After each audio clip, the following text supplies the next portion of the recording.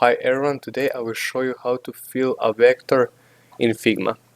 So first we will draw something with a pen, let's say a square.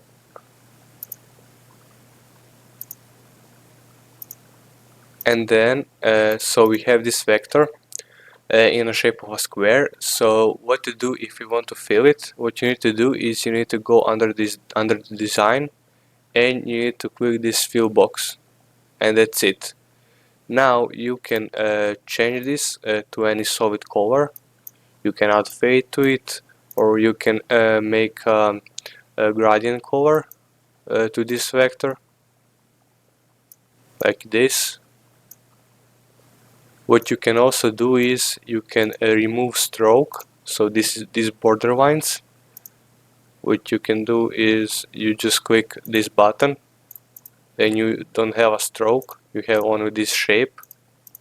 Or you can change their color to red, for example, or this green, and that's it.